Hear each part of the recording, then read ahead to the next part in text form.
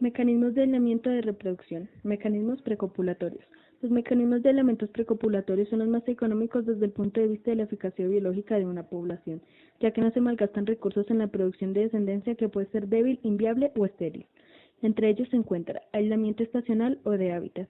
Todos los factores que impidan el encuentro de individuos potencialmente apareables aislarán reproductivamente a los miembros de especies distintas. Dos tipos de barreras garantizan este tipo de aislamiento reproductivo: las diferencias de hábitat y las diferencias en la estación de madurez sexual o de floración. Un ejemplo de diferencias ecológicas o de hábitat que impide el encuentro de parejas potenciales es el de dos especies de peces del género Gasterosteus. Una de tales especies vive todo el año en agua dulce, especialmente en pequeños riachuelos. La otra, en cambio, vive en el mar durante el invierno, pero en primavera y verano emigra a los estuarios de los ríos para reproducirse. Los miembros de las dos poblaciones están aislados reproductivamente debido a sus adaptaciones a distintas concentraciones salinas. Aislamiento sexual por comportamiento o por conducta. Los rituales diferentes del cortejo en las especies de animales crean barreras reproductivas sumamente potentes, denominadas aislamiento sexual o por comportamiento, las cuales mantienen aisladas a las especies emparentadas en la mayoría de los grupos del reino animal.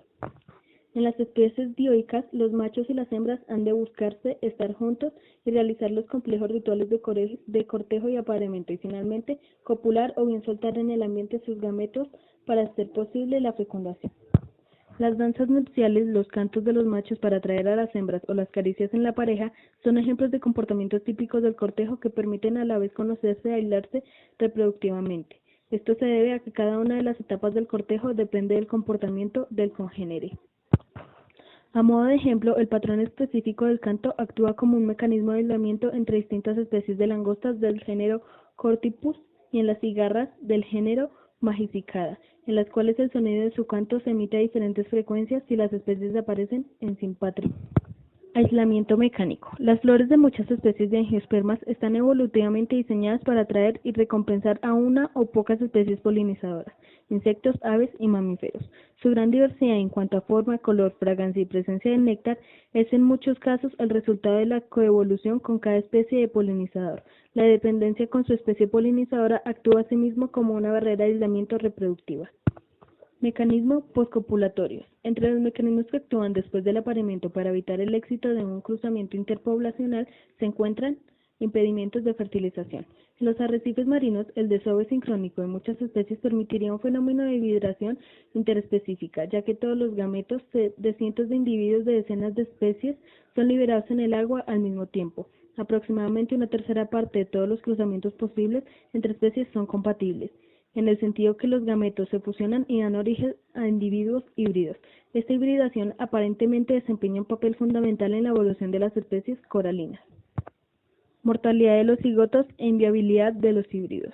El óvulo es fecundado, pero el cigoto no se desarrolla, o bien se desarrolla y origina un individuo con menor viabilidad.